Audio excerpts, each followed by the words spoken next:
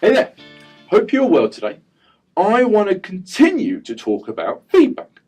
Now in my first video I talked about how you want to receive feedback. So how, as me, if I want feedback, how to give it to me. Now I want to talk about the other way around, is when you're giving feedback to somebody else. Now I always talk about a shit sandwich. Now pardon my language, but it works for me. So the way that this particular sandwich works, I know it sounds crazy, but Chandler, this is the greatest sandwich in the world.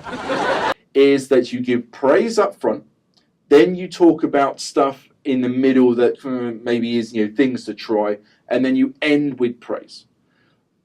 One of the key things to remember for me is that always stay objective.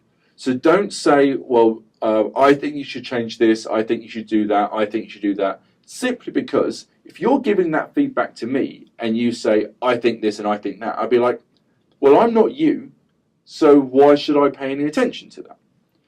So if you stay objective and say things like, if you didn't like the way they stood or you didn't like the way they dressed, rather than saying, I didn't like that top, you could say, I think that the colour doesn't go with your background, or whatever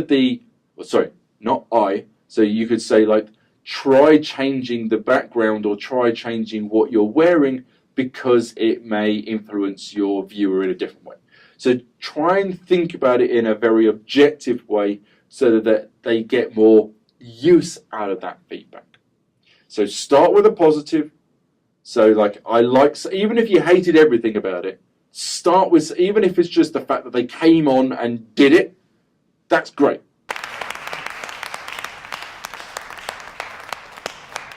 So start with something positive, then go into the objectiveness of what could you try differently, try doing this, try doing that, and then end with something again that they did well at.